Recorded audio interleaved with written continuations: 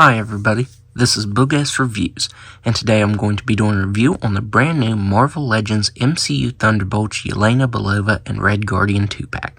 So before we take a look at Red Guardian, let's go ahead and take a look at Yelena and her accessories.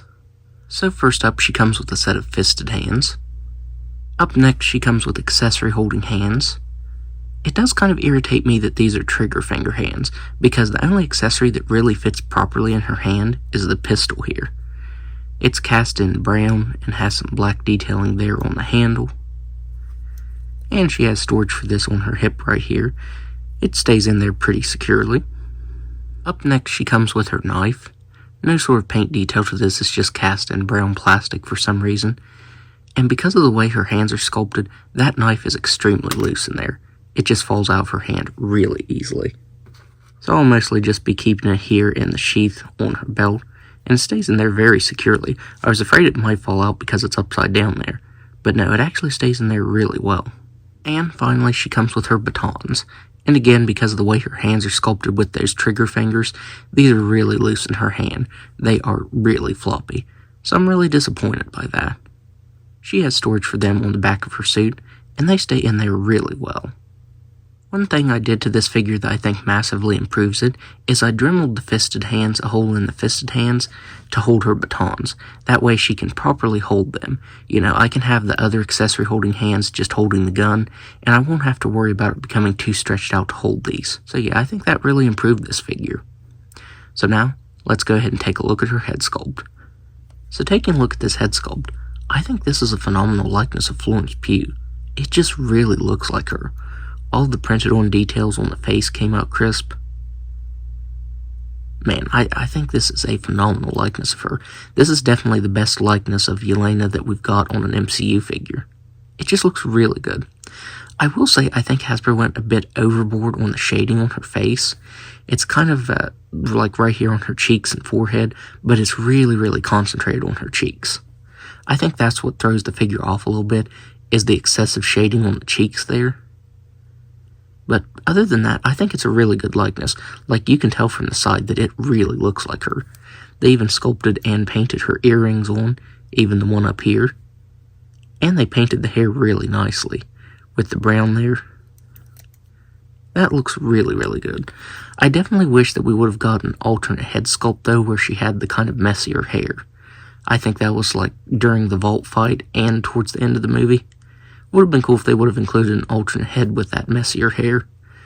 But I still think this is a really good head sculpt nonetheless. It looks just like her.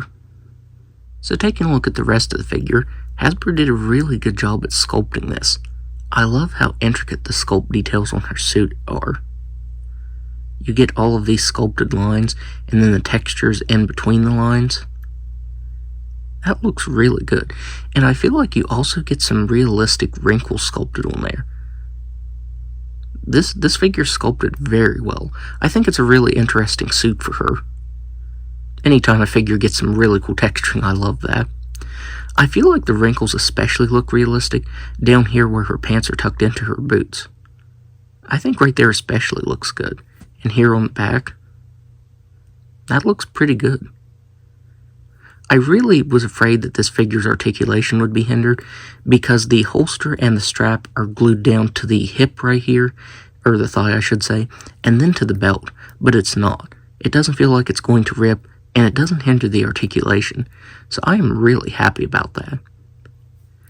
You also get a little bit of variation on her suit. You don't get a whole lot of painted details, but you get some dark green up here by the collar, as well as the shoulder pads. There is a logo printed on there, and I don't remember what that was in the movie. I can't tell what it is from looking at the figure either, but on each of her shoulder pads they did actually print that detail on there. You get the black painted on for the straps, and then this, it kind of looks like a dark gray collar over top of the texturing here on her arms. So yeah, this suit looks really good. I love all of the sculpted details we get, and everything is a brand new part as far as I can tell, because of this being a unique outfit for her in the MCU. The only thing that I think might be reused are her bracelets, the Widow bracelets, which I do wish they would have been glued down, because every time I switch these hands out, they are always falling off and shifting to the wrong way. But other than that, I think this figure looks great. It's a really good likeness of her. You get a bunch of sculpted details, and what little paint variation you get looks really good too. And I think her articulation is pretty decent for the most part as well. So now, let's go ahead and go over that. So she has a ball-jointed head that can look up just about all the way. She can look down all the way. She can move her head side to side and around very nicely. She has shoulders that can move all the way out. You can see that they left enough clearance so the joint doesn't get chewed up when you move it. She has swivel at the bicep, double-jointed elbows that can bend all the way in, wrist swivels that move all the way around and up and down. She has a ball-jointed diaphragm that can move back very slightly. It doesn't really move forward that much. It does move side to side, but it makes kind of a clicky noise when you do that, and all the way around. She has hips that can do a complete split. She can kick forward just about all the way. She can kick back all the way. She has a swivel at the thigh, double-jointed knees that can move back that far, and ankles that can move down all the way, up all the way, and a nice ankle rocker. So now, let's go ahead and take a look at Red Guardian and his accessories. So first up, Red Guardian comes with a right-fisted hand and left open hand. Up next, he comes with his accessory holding hands and his pistols, and he can hold these very well.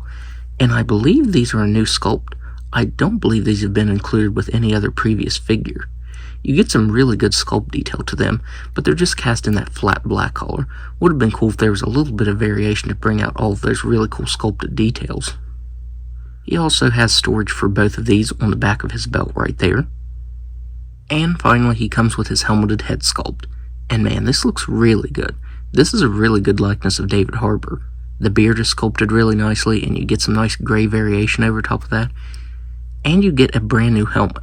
I thought maybe this was reused from the previous Red Guardian figure that came in the Yelena 2-pack. But no, this is brand new, and it looks really good. You get some textures here on the side. That looks very awesome. So now, let's go ahead and take a closer look at his unmasked head sculpt.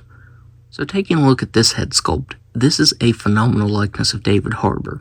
Hasbro finally did a good job on this. It only took them 3 tries, but they finally got it right. And man, this is a very, very good likeness of him. All the printed details on the face came out really clean. The beard is sculpted really nicely. I will say the variation in it, I feel like it's more subtle on this head sculpt and looks better. I feel like it's a little too concentrated. But you do get a little bit of variation over top of the beard there. They even textured where his shaved head is. I do think they should have printed this on the shaved part, but it still looks pretty good nonetheless. Surprisingly, the shaved head and the beard were actually prosthetics on David Harbour. I didn't realize that until after the movie. But yeah, I think this actually looked really convincing because I didn't realize that. But yeah, this head sculpt just really, really looks like him. I think Hasbro finally did a really good job on him. This was actually the previous head sculpt that we got that was supposed to be David Harbour. And man, that looks nothing like him. I actually this is the 2-pack Red Guardian head on the first release body. And I think the first release was actually a helmeted head, but man, it looked nothing like him either. So yeah, I'm glad that Hasbro finally got this right. So taking a look at the rest of the figure, we get a bunch of brand new sculpted parts. I'm really glad that the only thing that I can tell that's reused on this figure is the boots. But everything else is all brand new sculpted parts, and I think it looks really good. You get some really cool textures on his suit right here. I was going to say armor, but it's more just suit. And that looks really good. I especially love how they sculpted on that leather texturing and then sculpted the stitch work over top of that. I especially love all of the sculpted stitch work that we get on this figure. That looks really good.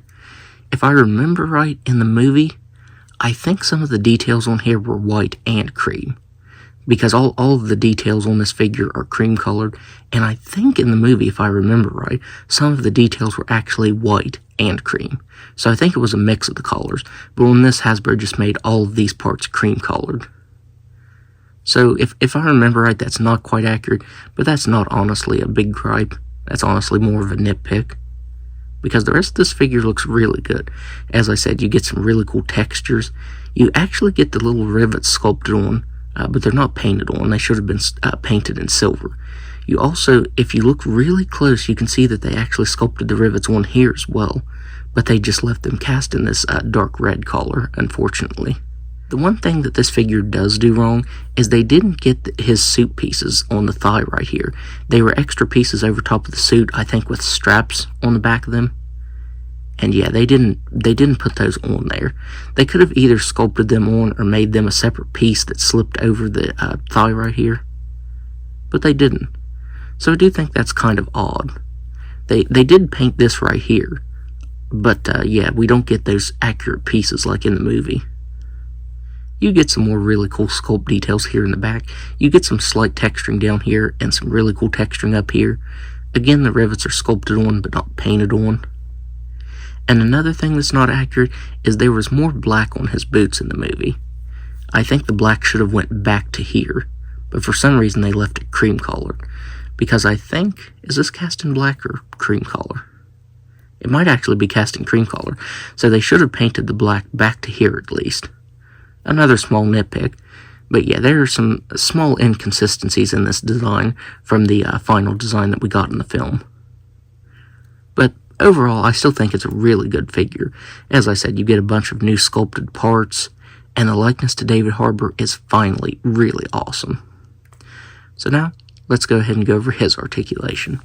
So he has a ball-jointed head that can look up all the way. He can't really look down because of his beard. I actually feel like this would have been a great place to put a double ball joint. You know, a ball joint up here and then down in here, but you don't. This is just a separate piece that's glued down into the chest. He has shoulders that can move all the way out. He has some really good range of motion there, but once you do that, you will make these shoulder pads loose. They're just slipped over top of the joint right here as it's inserted into the chest. So I am a bit bummed that these are so loose. They will kind of shift back and forth now. He has a swivel at the bicep, double jointed elbows that can bend in all the way.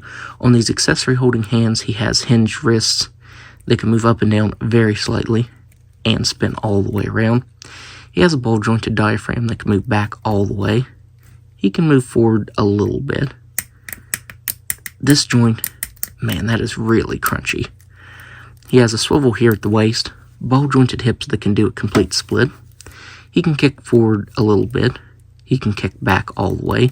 He has a really nice thigh swivel, double-jointed knees that can only move back that far, swivel here at the boot, swivel ankles that can move down all the way, up all the way, and a nice ankle rocker. So now, let's do some size comparisons. So first up here, they are next to the very first versions that we got of each character. On the left, we get the Black Widow movie Yelena, which is just a horrible likeness. It looks nothing like Florence Pugh. And then here is the first figure that we got of Red Guardian from the same film. As I said, I did put the 2-pack head on this one, but it's still not a great figure in any way. Here they are next to the 2-pack version of Red Guardian. And it's crazy that the unmasked version of the head sculpt that came with this looked nothing like David Harbour, because I actually think the masked head sculpt does resemble him. Here they are next to Ghost and Bucky. And finally here they are next to the previous Thunderbolts 2-pack that I reviewed, John Walker and Sentry. So overall, if you can find this 2-pack, then I would highly recommend picking it up because I think Hasbro did an outstanding job on this. I think the sculpt on both of these figures looks really good. You get a bunch of accessories. You get more accessories than we got on the previous Thunderbolts 2-pack. And we finally have the best likenesses for Yelena and Red Guardian in figure form. I don't think the last likeness of Yelena on it was the Hawkeye show figure. I don't think it was bad, but I think this one is definitely the best likeness for, and this is definitely the best likeness of David Harbour on a Red Guardian figure.